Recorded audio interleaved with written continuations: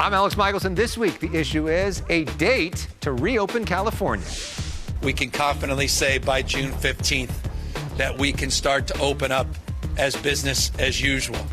Governor Newsom sets June 15th as the benchmark, but what about new variants, the mask mandate, and more? Dee Dee Myers is the governor's point person on reopening. She's back with us this week. Plus, a special debate between Gloria Allred on the left and Elisha Krauss on the right. This will be fun. The Issue Is starts right now. Broadcasting across California, California's only statewide political show. You're watching The Issue Is. And welcome to The Issue Is. I'm Elex Michaelson. California has set a benchmark for complete reopening of almost all businesses, assuming that vaccine supply remains high and hospitalizations remain low. We are seeing bright light at the end of the tunnel. And on June 15th, all things being equal, we continue that good work. We'll have moved beyond that blueprint and we'll be opening up this economy. Dee Dee Myers helped Governor Newsom make that decision. She is a senior advisor to the governor and director of California's Office of Business and Economic Redevelopment. She also served as the White House press secretary during the Clinton administration. Dee Dee Myers, welcome back to The Issue Is. Thank you so much, Alex. Great to be here. All right. And this interview, I promise not to focus on your work as a consultant on the West Wing, as much as I would like to make the entire interview about that. So let's focus on the matter at hand, which is June 15th. Big deal, this announcement this week. June 15th, paint a picture of what that day looks like in California. Well, we will go forward from here. More people will be vaccinated. We're at 20 million. We'll be somewhere closer to 40 million people with at least one shot in their arms. Infection rates, hospitalization rates will continue to be very low. We will see a lot of the restrictions on capacity and on how people do business lifted. And on June 15th, we'll go back to a more open economy with some ongoing safety restrictions, including continuing to wear masks. Pretty much every business is going to be able to open, but that mask mandate is going to remain. I want to talk a little bit more about masks. Last week, Dr. Fauci was with us here on The Issue Is, and he talked about some preliminary data from the CDC that shows once you get vaccinated, you can't get badly sick and you can't spread the disease. Here's what he had to say. So what you're likely going to see as more data accumulate is a recommendation or a statement that, in fact, if you are vaccinated, you don't have to wear a mask. But we're not there yet. So if all of that proves to be true, why do you need to wear a mask on June 15th? Well, as Dr. Fauci said, we're not there yet. And there are a couple of reasons for that. One is that not everybody's eligible for a vaccination yet, right? We are on April 15th, the state will allow anyone 16 and over to make an appointment for a vaccination, and we encourage everybody to do that. But people under 16 will still not be eligible. So there'll be a significant portion of our state who are not vaccinated. The second reason is there are these variants. We don't know yet how they'll act, how they'll continue to spread, whether they'll continue to spread. They may or may not be able to evade the vaccine. And so until we have more data on that, continuing to wear masks and to be as safe as possible and to keep the vaccine, the virus from spreading to younger people is critical. And so masks will be required for the foreseeable future. Yeah, and there are critics who are worried about reopening, and many of them say that this is politically motivated, especially with a recall election looming. Here's what the editorial board at the San Francisco Chronicle said this week, quote, "There is no doubt that Governor Gavin Newsom's vow Tuesday to fully reopen California's economy was driven by data. The question is, how much of it was polling data?" How do you respond to that accusation? These decisions were driven by data, and again, by that overarching desire to keep people safe. What's changed? Not the politics of the situation. What's changed is we have a vaccine or three vaccines that are incredibly efficacious, that are working really well, and that are getting into the arms of people every single day. More than 20 million people. That's more than almost any country on earth, except for 3 or 4 other countries. We've also seen a substantial and ongoing drop in all of the metrics that we've been tracking: number of cases, number of hospitalizations, number of people in ICUs, the positivity rate of the tests that are, we've been taking for months and months and months and months. And so those were the metrics. That was the data. Yes, it was data driven. And those were the metrics that formed the basis of this decision. If somehow we, again, start to see hospitalizations, especially among people who've been vaccinated, then we're going to slow things down.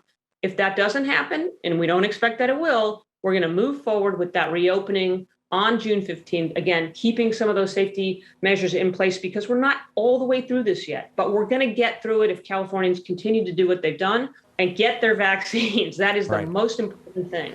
That's the game changer. And let's talk a little bit more about vaccines, because there's been a lot of talk about this concept of vaccine passports.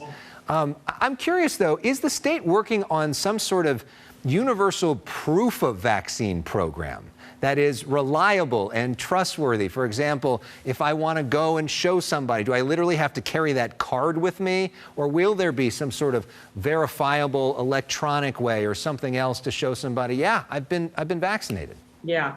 Well, in the meantime, you do have to have your vaccine card or a copy of it or a picture of it on your phone. We are looking at other options. The state will not stand up its own version of a vaccine passport. That's something that we're not preparing to do, but we're looking at how we might provide proof of vaccine, digital proof of vaccine to people who've been vaccinated, who can then choose to upload that on another kind of digital app or some other means. But in the meantime, people should have their vaccine cards available if they're going to an event or something where they'll need to show that. As you know, for example, you'll be able to go to a basketball game if you want indoors, but you will need to be either tested or vaccinated in order to do that. All right, we've talked about a lot of the serious issues, but we also like to have some fun on this show to get to know our guests. And we play a 30-second game. It's called Personal Issues. This is where we put 30 seconds on the clock. We get to know you a little bit better. It's rapid fire, so try to answer quickly, okay? You ready to go?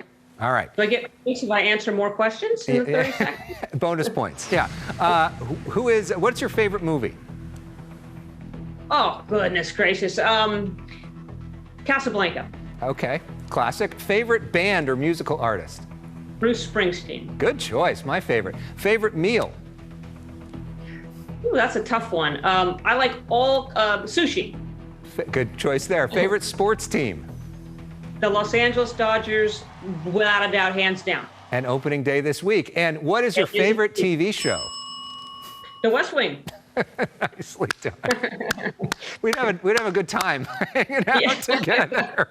But we agree on a few of those things, right? I want to ask you this. June 15th, what are you most excited to do when things reopen? I'm excited to go back to a baseball game with a full stadium. Do you have any doubt the Dodgers are going to win the World Series again this year? I'm very bullish. This is a fantastic team. It's a really exciting season ahead. So, and it's such a, last year baseball was a relief from all that was happening. This year it will be even better because we'll be able to go and enjoy it in person. So really excited. We love that. All right. Well, sorry to the viewers in the other parts of the state, but go Dodgers. And Dee Dee Myers, thanks so much for watching or for being with us here on The Issue Is. Thank you, Alex. Up next, when Green Day was singing about Gloria, I'm sure they were singing about Gloria Allred. She's ready to debate conservative commentator Elisha Krauss about the recall, Matt Gaetz, so much more. Stay with us. More of The Issue Is after this. Has the recall effort influenced your decisions in pandemic response? Absolutely not. In fact, quite the contrary. We're just focused on the data, disease prevalence. I'm focused on what's actually happening on the ground. That is Governor Newsom talking to CBS News reporter Carter Evans this week. Let's talk about the recall and more with our panel. Here they are, ready to go. Gloria Allred is back. It's been a minute since we had our most frequent guest on. She, of course, is one of the best-known progressive attorneys in the country. Elisha Krauss is also back. She's a conservative commentator who hosts the Washington Examiner's Newsmaker series and co-hosts the Lady Braincast podcast. This is your first time on together. Elisha, are you ready? Are you ready for Gloria? I sure hope so. Okay. Gloria, College dropout versus lawyer. We'll see how this goes. Yeah. Gloria, let's start with you. Does Governor Newsom deserve to be recalled? Why or why not? No, absolutely not. I think he's done a great job. This is obviously a Republican effort to try to unseat a Democratic governor. And all the talk about the pandemic, what he's done, what he has not done, this recall effort was started before the pandemic was announced. It started in February 2020. I don't care when the recall petition started. I care that it's working and that we're able to practice democracy in our great state. Newsom was doing a horrible job pre-COVID. The tech flight from and the job flight and corporation flight and even small business flight from the state was existing before this international pandemic. And the pandemic and his hypocrisy and horrible leadership just shined a light on how awful he is. I have my most left-leaning Bernie bro friends that are saying that they signed the petition. That is not Republican-led. There could be some Republicans and Republican dollars behind it, but I think that you're going to see that this is a bipartisan issue, much like it was with Davis back in the day, where people are like, you know what, enough is enough. He's done his very best in a very volatile and a very dynamic situation. And, hopefully now by June 15th, if everything continues as it is expected to be, with vaccinations fully available, with people taking that shot in the arm, with COVID-related deaths down and hospitalizations down for COVID, we'll be able to meet that goal of reopening, and I think people will feel a lot better after June 15th. I just have to circle back to what Gloria was saying there. I'm just against the government picking winners and losers. And throughout this entire pandemic, it was very clear that the party of science was not following the stats on this, was not following the science on this, and decided to follow politics and be hypocritical on this issue. And it is damaging immigrants and women, by the way, in our state, who are the two most common groups of people to own the small businesses, restaurants, and bars that have been shut down by Gavin Newsom. Gloria, do you think the Republicans have been the party of science? Anti-science. It's never been clearer than it was under President Trump that he was anti-science. I mean, more than 500,000 lives were lost that could have been saved had President Trump not lied to the American people about COVID, not engaged in magical thinking. Oh, it's going to be gone by Easter. It's going to be gone by another date. Don't worry about it. Not wearing his mask, not encouraging people to be socially distant. I'm so glad those times are in the past. All right, before we get into a whole debate about Trump, which we could probably do, but let's try to look forward and talk about what's next in terms of this recall.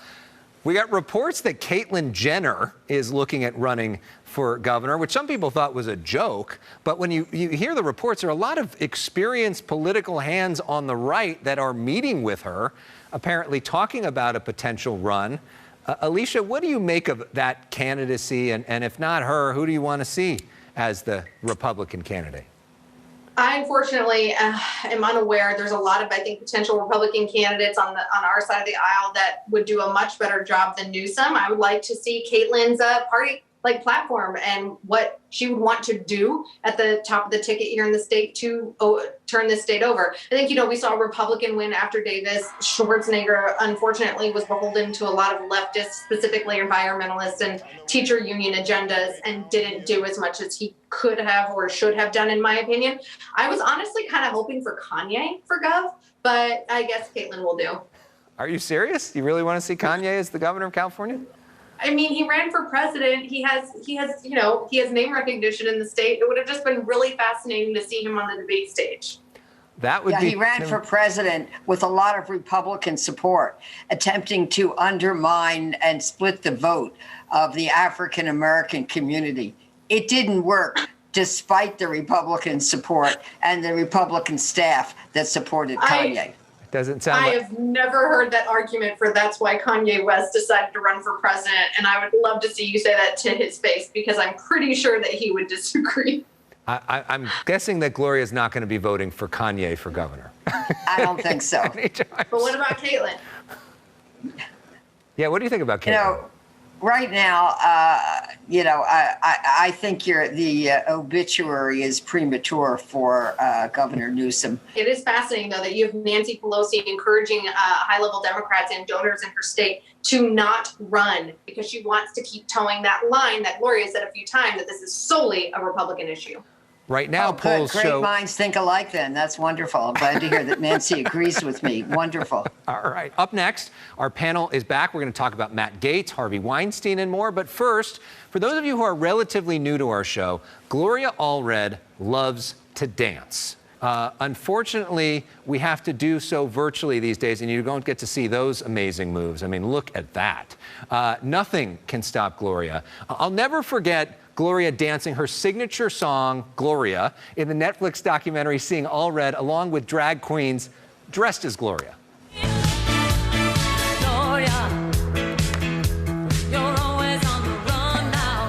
All right, Gloria, show us how it's done.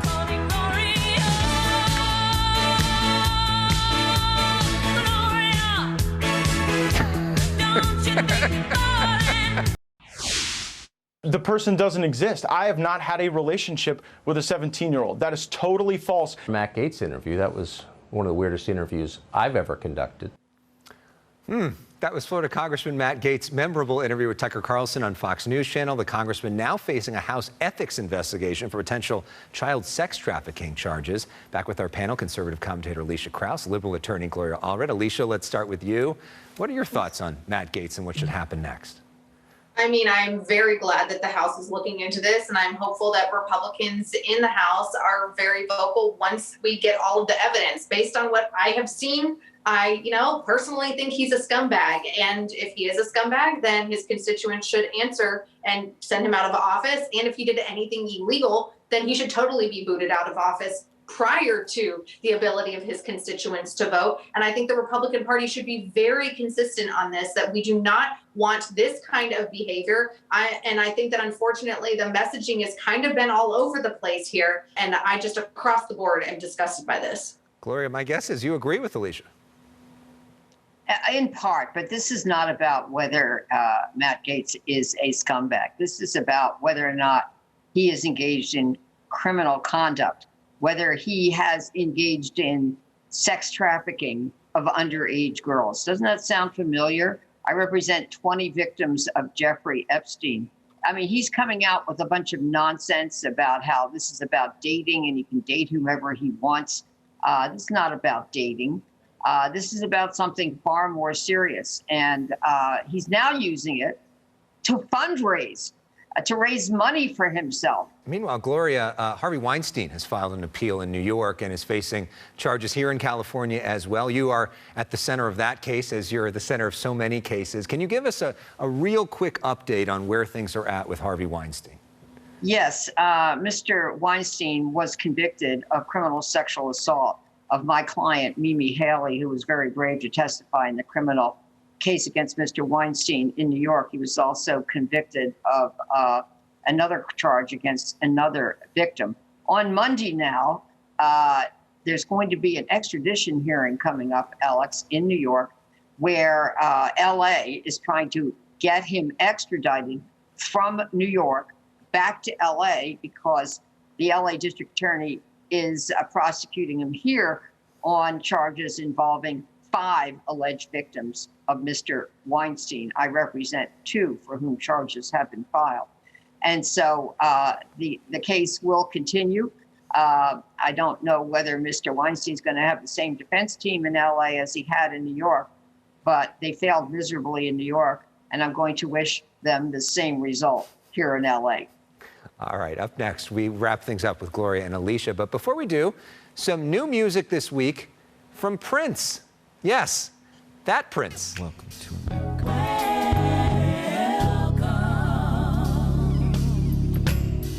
This is a song called Welcome to America that Prince recorded in 2010, but it is just being released now. A full album is coming this summer. It's got a nice beat. I think you're going to like it, Gloria. We want to let people know that they can log on to our website, theissueisshow.com, for more information, including podcasts with the guests you see right there. We'll be right back. Welcome to America. Women are now empowered, and they will never be silent again.